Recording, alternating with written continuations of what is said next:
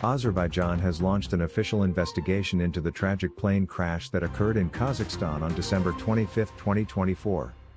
President Ilham Aliyev announced the formation of a special commission to fully investigate the causes and details of the incident. Following the crash, which claimed the lives of 38 people, Azerbaijan sent a delegation to the city of Aktau, where the crash occurred. The commission's task is to gather information and report back to both the president and the people of Azerbaijan. On December 26, the country is observing a day of mourning for the victims. Many mourners have gathered at Baku's Haydar Aliyev International Airport to pay their respects, where the ill-fated flight had departed. This tragedy has deeply affected the nation, and efforts are underway to understand the circumstances surrounding the crash.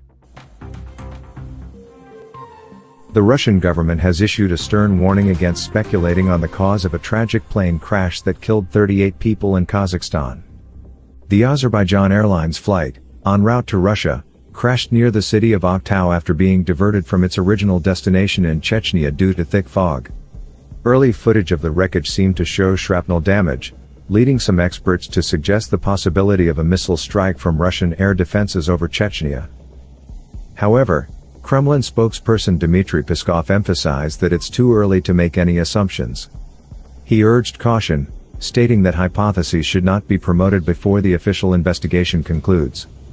Russian authorities have made it clear that the investigation must be allowed to run its course before any conclusions are drawn.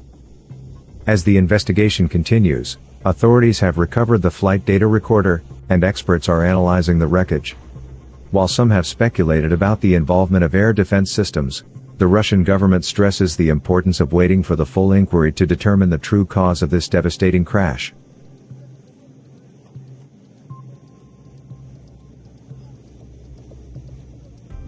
South Korea's National Assembly has introduced an impeachment motion against acting President Han Duck-soo on December 26, 2024, after he failed to appoint 3 justices to the Constitutional Court. This court, which is set to review the impeachment of President Yoon Suk-yeol, has been operating without a full bench due to political delays. In a separate vote, lawmakers also approved the 3 nominees for the Constitutional Court judges. The court's full panel is crucial as it will make decisions on the impeachment process. The court will hold its first hearing on President Yoon's impeachment case on December 27. U.S. Secretary of State Antony Blinken arrived in Ankara, Turkey, on December 12, 2024, as part of his diplomatic efforts to push for an inclusive political transition in Syria.